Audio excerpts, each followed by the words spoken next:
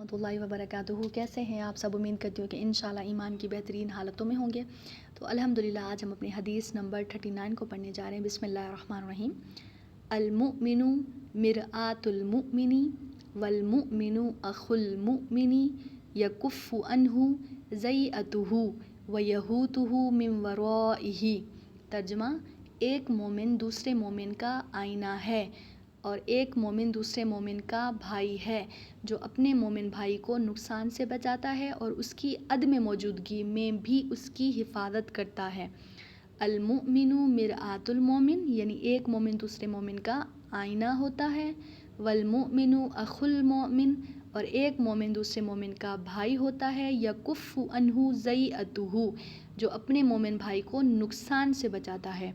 व यहूतुहु मिन वराइही, और उसकी गैर मौजूदगी में उसके घर की हिफाजत करता है।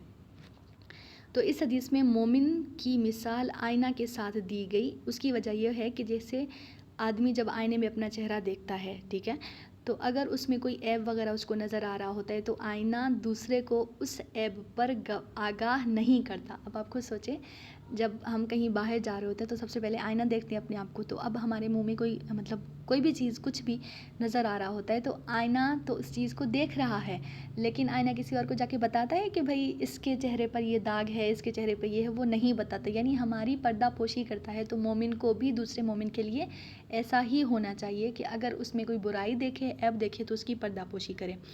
ठीक है, तो इसी तरह मुसलमान जब और फिर कहा गया कि हाँ आईना की तरह है, तो इसी तरह मुसलमान जब अपने मुसलमान भाई में कोई ऐब देखे तो उसे चाहिए कि उसको खुद समझाए, लोगों में उसको ज़्यादा ज़ाहिर नहीं करे, क्योंकि अगर ज़ाहिर करेगा, सबके सामने जाके बताएगा तो ये ज़लील होगा। और दूसरा मतलब इसका ये भी हो सकता है कि आदमी इतना नेक बन जाए कि दूसरा आदमी जो भी उसको देखे वो भी नेक हो जाए, यानी आईने की तरह।